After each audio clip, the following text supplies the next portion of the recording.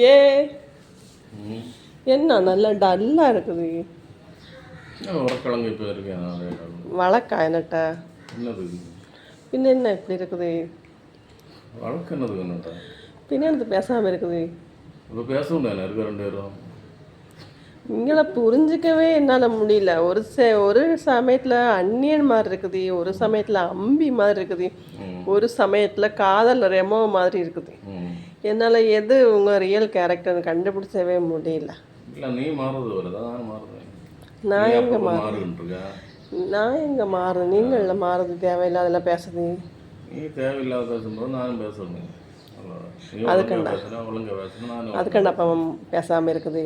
பேசத்தானே இது இப்போ யார் என்ன பேசலையான்னு இல்லை பேசாமல் இப்போ நம்ம பேசணுன்ட்ருக்கோம். நான் தானே வந்து வலிய பேச உங்கள்கிட்ட. நீங்கள் சிங்கம் போல் நடக்குது.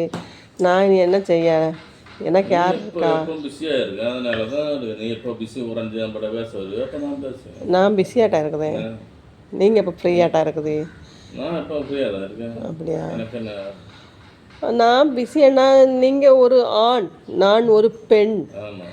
ஒரு ஆணுக்கும் பெண்ணுக்கும் உள்ள வித்தியாசம் உங்களுக்கு தெரியுமா? எல்லாரும் சொல்லுது அவன் பெண்டாடி என்ன பண்ணுதா, பெண்டாடி சும்மா வீட்டில் இருக்கா. நான் சும்மால நிறைய ஆள்கிட்ட உங்கள் ஒய்ஃபு வேலையை பார்க்குதாங்க அப்படின்னு கேட்டால் இல்லை வீட்டில் சும்மா தான் இருக்கா. அவள் சும்மா தான் இங்கே இருக்காங்களா? வீட்டில் என்ன வேலையெல்லாம் செஞ்சுட்ருக்கேன் அவங்களுக்கு தெரியாது. அப்போ நீங்களும் சொல்லுது நீ எப்பொழுதும் பிஸியாகிட்டு இருக்குது. அப்போ நான் பிஸியாகிட்டு இருக்கேன்னா நான் என்னென்ன வேலை பார்க்கணும் உங்களுக்கு? நீங்கள் ஒரு ஆட்டோ மட்டும்தான் ஓட்டுது.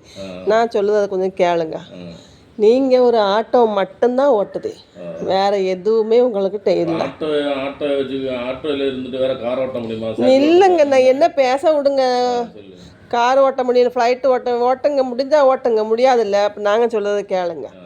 காலையில் எந்திரிச்சதும் வீட்டில் உள்ள வேலையெல்லாம் பார்க்கணும். உங்களுக்கு சாப்பாடு, பிள்ளைங்களுக்கு சாப்பாடு. இப்போ பிள்ளைங்கள் லீவுனால நான் நல்லா உறங்குதேன். இல்லைன்னா 5:30க்கு எழுந்திரிச்சு அதை சமைச்சு அதை ஸ்கூலில் விட்டு அதுக்கப்புறம் வந்து எனக்கு கடை இருக்குது, 1வது கடை இருக்குது. அந்த கடையை நான் தான் பார்த்துக்கணும். நான் தான் முதலாளி, நான் தான் தொழிலாளி. அதுக்கப்புறம் வீட்டில் உள்ள வேலையெல்லாம் பார்க்கணும். அதுக்கப்புறம் ஊறுகாய் பிஸ்னஸ் வேறு பண்ணுது, அதை பார்க்கணும்.